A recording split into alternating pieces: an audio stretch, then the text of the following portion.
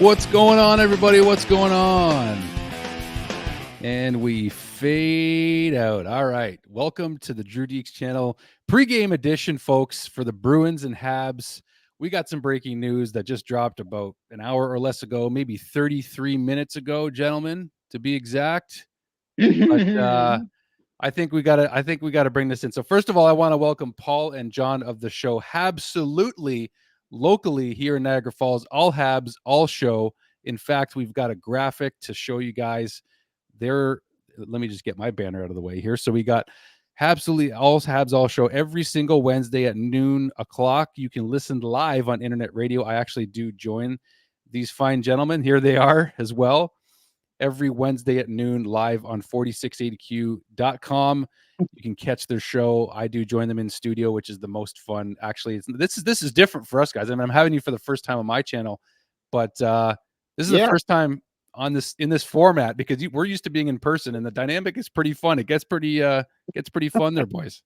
Thank you so much, Drew, for having us. Yeah, we're happy to be here. Fun show. Happy to be here. All right. Gentlemen, you just broke it to me. I didn't even know. You told me just before we hit record, no less than a few minutes ago, we got breaking news that Patrick Roy is back in the NHL as head coach of the New York Islanders. Give me your immediate reaction here, gentlemen. Fantastic news. Yeah, Islanders just got better, I think. He's going to be intense, and man, if he can get them to play, they have good players. I think they're gonna benefit from his presence. The NHL needs great coaches, and we know that Patrick Roy is a great coach. He has the great lineage of being one of the best all-time goaltenders for the Montreal Canadiens, so we welcome him in that respect. And as well, what does this mean for the Montreal Canadiens maybe 3 to 4 years from now? We have a new coach. Absolutely. Absolutely, gentlemen. Well, you know, the one thing is though is that Patrick was a little bit of a nut bar, and you know, sometimes that doesn't translate well. But man, didn't he coach the Quebec Ramparts to the Memorial Cup last year, if I'm not mistaken? He's had great success coaching. Well, and there you go. Had great success playing. Yes, and he's played for the best hockey team ever. There you go. What more can you say, John? Colorado Avalanche? I'm just kidding. Who? I'm loving this news. I really am. Me too. I'm with you, John. One of the things I was thinking about today is what do the Montreal Canadiens still need? And on Absolutely on Wednesday, Taz and I, or Paul and I, spoke about it. That do they have the right coach in place? And we spoke extensively about Marty St. Louis and the fact that he's a great guy. He's a fabulous person. He has all the best intentions for the Montreal Canadiens, but will he be the coach to lead us to the Stanley Cup? And I just don't. I'm starting to question him about some of his moves and that kind of thing as well. We saw Gretzky try to coach and he flopped. You know, sometimes great players aren't great coaches. I saw him on the ice skating and deked the goalie, made the guy look stupid. Great player, but you know what? I don't know about coaching yet. And 4 or 5 months ago, when Patrick Roy retired from the Quebec Junior Hockey League, everybody was waiting to see whether he would spring into being a coach in Ottawa. And we were thinking right away what a great opportunity it would be for the Montreal Canadiens to have Patrick Roy in their system. And now that he's becoming that he's joined the NHL as a head coach and will be, spending time over the next 2 or 3 years, getting experience, just like all of our great prospects are, as well as all of our great draft choices are doing. Possibly Patrick Roy will be getting ready to take on the biggest undertaking of his career, coaching the Montreal Canadiens to a Stanley Cup. Yes. So you guys don't think that Marty St. Louis is the guy. Now, before we continue on with that, I just want to mention to our viewers that we are going to be talking about the Habs Bruins game tonight. So as we, deal with the breaking news, which interrupted our plans altogether for this show, with Patrick Roy becoming head coach of the New York Islanders and soon to be the Montreal Canadiens, apparently, according to Paul and John here. So we're going to talk about the Canadiens and Bruins game tonight. Okay, so hold on to your hats here. This is interesting coming from you guys thinking that, you think Patrick is still destined to work for the Canadiens again as a coach or in some capacity, or what are you getting at here? I believe he could be the head coach in 3 to 4 years. If it doesn't work out with Marty, is that what you're saying? Correct. Yeah, Okay. I think in 3 or 4 years, this team isn't going to be the team you're looking at on the ice today. In a lot of different ways. The Canadiens. Yeah. Well, I mean, there was a lot of rumblings about Patrick Roy even being GM at one point, and also Danny Briere and Matthew Darche at one point. So there was a lot of different, questions about that at that time, but it remains to be seen. But for the time being, Patrick Roy is going to be the head coach of the New York Islanders, and actually Bruce Boudreau, who he had his infamous through the glass clash with, where Patrick was, shoving the glass onto Bruce. Bruce is actually here in Niagara as senior advisor of the Niagara Ice Dogs. So I'm going to have to ask him about that whole incident with Patrick years ago when I get a chance, because that would be a heck of a conversation to have. But gentlemen, I do want to shift gears while our time is short here before the game tonight for the Habs and Bruins. We're going to bring up the Canadiens lineup here just to have a look. And we have news that Josh Anderson will be returning to the lineup, and who's coming out of the lineup will be Jesse Ylonen. So Josh Anderson in, Jesse Ylonen out. Gentlemen, what do you make of the Jekyll and Hyde Habs, as our friend Paul likes to coin them this season? What are you expecting from the guys tonight? Because they seem to play their best hockey against good teams, and it seems to me like Boston's a pretty good team still right now in the NHL. Well, I expect tonight it's going to be a very close game. We won the first game in overtime 3-2. We lost the second one 5-2. But Montreal always plays the Bruins tough, and when they go into the Boston Garden or whatever the heck it's called now, you get all the Boston fans that are coming out of their trailers with the wife beater shirts on to watch the game. So it's always tough in there, But at the end of the day, the Habs play well on the road. They've got a great road record this year as well, as good as at home. And they'll get to Boston. I think it's going to be a close game. And I'm even calling perhaps Habs 3-2 in overtime, another overtime game. It's not back-to-back. We have our number one goalie in. We were a little bit rested. And, after getting your butt kicked last game, you tend to come out a little bit better. Let me put it that way. I mean, I'm very pleased with the goalie rotation now, because we're getting Sammy, then Primo, Sammy, and then probably Allen. So this is exactly where we want to be. I think that Slavkovsky and the first line are starting to hit their stride. Caulfield now has been scoring a goal for the last 3 games, I believe. Four games. I wonder if there's something wrong with Suzuki, because I just don't see the Suzuki that I'm used to seeing on the ice right now. I think he's playing through something, and they're keeping it quiet. The other thing that I like, or what the Habs need to do, is they need to go out and score a couple of goals. They need to lead this game. And over the season, they've won 11 games that they played with the lead going into the third period. They haven't lost any of those games. It's up to 12 games now after the New Jersey win. There you go. So there you go. Yeah, I think that our top line has got to be our top line. And I'm so happy because our top line has been producing lately. And we've said that on many of our shows, John and I, that, when the top line can chip in a couple goals, we usually win games. What is it? Cole Caulfield, when he scores, we're 9-1-0 or something. There's some crazy record like that. So we definitely need for our top line to chip in a few goals tonight and a couple of maybe a defenseman's goal or something. Boston, if you can get them wound up and get them a little bit mad, they tend to take a lot of penalties. They get frustrated.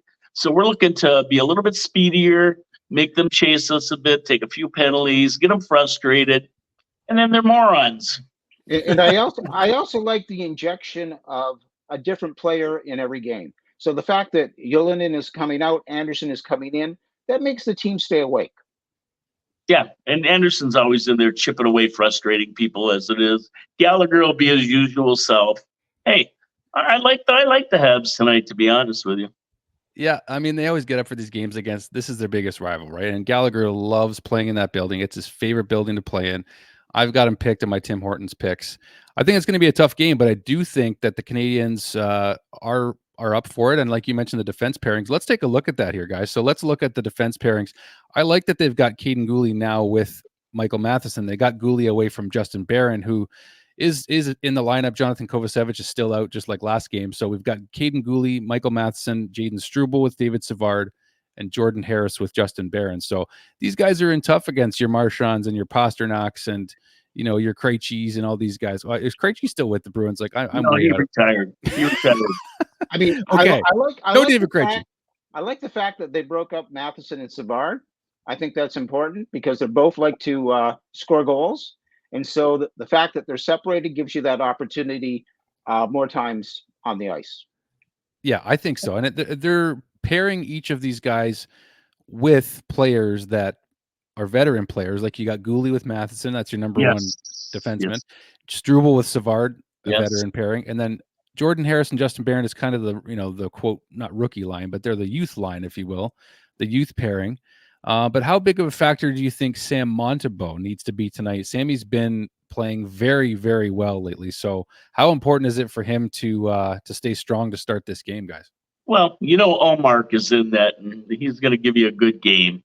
I'd say, Sammy's got to throw down a decent 920. He's got to be 920, 930. He's got to give us a good game for sure. And the only thing that I regret is Wi-Fi is not there because, Boston's a very, very, very upbeat, hard-hitting team, and they like to cause trouble with Marchand and everybody. And with the Wi-Fi patrolling the lanes in D zone, I think he would give them a little bit more trouble, and they keep their heads up a little more and be a bit more distracted from their game. Well, hopefully, hopefully Pizzetta will contribute in that respect. Yeah, well, it's good we have him on. By not being there. Okay. Well, that Pez dropped the gloves the other night, and he did well in that fight. Oh yeah. So he earned himself, and he plays well against the Bruins too, right? So you have to think that was part of the reason to keep him in the lineup. Absolutely. Absolutely. Yeah, I just wish Wi-Fi was there. I wish the sheriff was patrolling the D zone. I mean, And now with the 3 goalie rotation, I think they probably sent Sammy to Boston probably last night so that he could get acclimated to not having to fly today or whatever to play against the Bruins. So this 3 goalie rotation, the way they're working the goalies now, sending them in early to when they're on the road, I think is working well for them. Yeah, and I think that it's tough for Caden to come in the other night and all of a sudden you're up against. You're not playing as many games as you ideally would in a 2 goalie rotation, right? But the fact is they've still got all 3. They're going to likely move on from Allen before the deadline, unless some crazy offer comes in for Primo, and they're not getting their hands on Sammy. So I want to take a quick look at the Bruins lineup, though, just with you guys, so that we can have an idea of just who we are going to be defending against tonight. Do we have to? Go ahead. Do we have to? Oh, I didn't. Look, now I understand. Looking at those colors, that yellow and black. I mean, doesn't that just send you into a rage? It also reminds me of what have we've gotten rid of our pajamas? Is that correct? You mean the Barber Pole jerseys? Those blue jerseys are gone. Is that right? Oh, those, they're gone. I actually have the reverse retro from 2 years ago with me here, but I'm not wearing it for the show. Not the retro, the blue jerseys that we wore way too often last year. Yeah, those powder blue ones. The Expos one, the Expo sweater. Yeah, those were bad. Bad. I'm so glad to see them. We never won a game. It was a shot they took a shot with those jerseys and they missed, in my opinion. But so what do you make of, their approach now, guys? I mean, they're a 500 team. They're not expected to make the playoffs, but we still want to see them compete here at almost the end of January here. They're not out of a playoff spot just yet. They're 6 points out. And if they stick around, I mean, what are your expectations for the deadline and the draft? I mean, is it going to be a disappointment if they just miss out on a top 10 pick, or like where's your mindset at when you watch this team at this moment? Well, for me, the team has to continually get better. So when I see a guy like Slafkovsky actually, continually to grow his ceiling, that's what I want to see. Number one. Okay. Number, the other big thing is these defensive pairings. In essence, the more ice time that guys like Jason Stubble can get, and guys like Pizzetta, that's all important. If we're going to have to make some trades at the trade deadline, like a Monahan has to be traded because that's the deal we've made, then let's get something for him. I have no problem trading any of the goaltenders because I don't know if they will be the goaltender of the future. And I think as a team, we have to realize that to go to a Stanley Cup, we need two elite players. And now we have to look internally at our team and who we have and say, do we have those two people in our system? Yeah, for me, I just look at the stats and the facts, right? We have to play 75% hockey to make the playoffs. It's going to take 98 points, 95, 98 points. That puts us in a position of having to win 75% of our games. And when we look at the three games, the beatdown Buffalo gave us, and then the other loss there against I hate to even talk about these. They upset me, these games. But those three games were 6 points, which would put us right in a wild card position right now. So we've got to March 6th. I think that's the trade deadline this year. I think it's the either keep close enough to maybe get a wild card spot or not, because that's when Hughes is going to have to make a decision whether he's a buyer or a seller. And I just think there's a lot of pieces that he wants to move right now, whether it's Monahan or Dvorak or any of these other guys that are kind of on the fringe of being moved. There always are on the bubble, right? And we're going to just have to wait for Hughes. And I trust what Hughes is doing. I think he's done a good job now.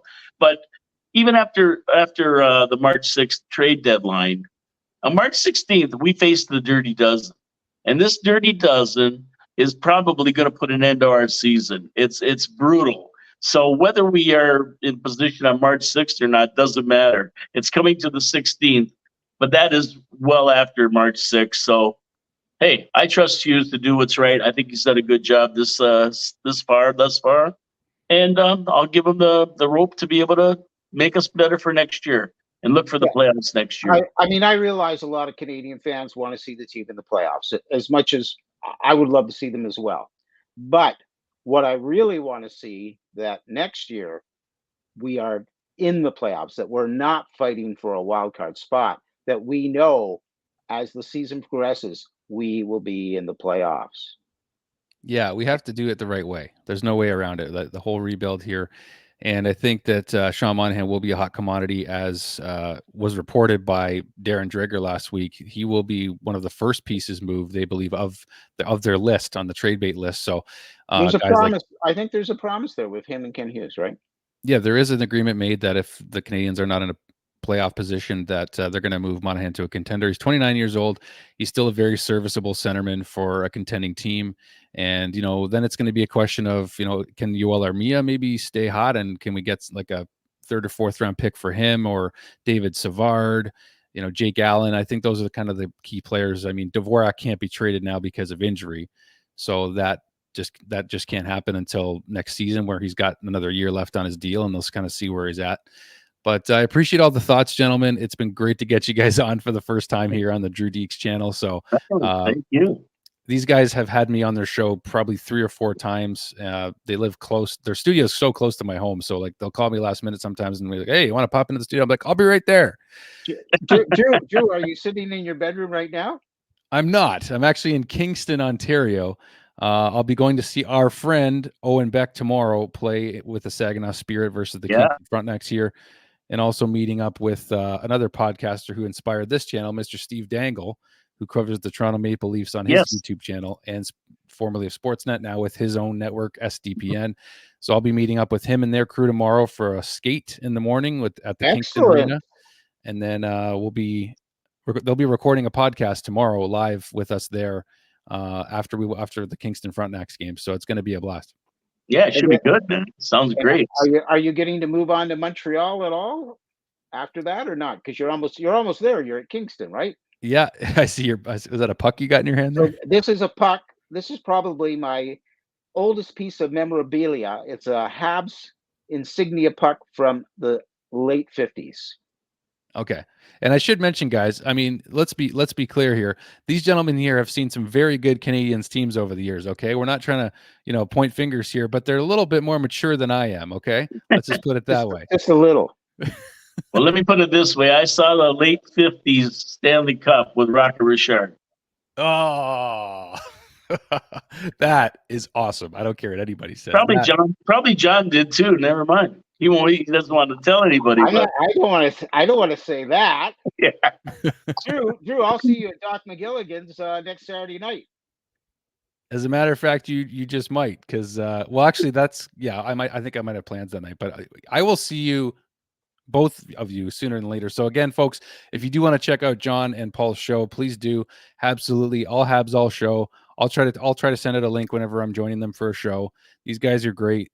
They're old school. They're fun. They are entertaining. They are awesome. I appreciate you guys jumping on with me today. Thanks so much, Thanks a lot, Drew. All the best. Thanks for watching. Go Habs, go, and we'll see you guys. Go and go Packers, go tonight. And go Packers. That's right. That can't forget that. John and I learned he's a Green Bay fan, so Jordan Love hopefully can take another step. So I'm very happy about that too, to hear that. And stay tuned post game, guys. Shane Gaumont of the Sick Podcast, formerly of Habs Tonight, will be joining me tonight live for our post game on this very same channel. So we'll see you then, guys.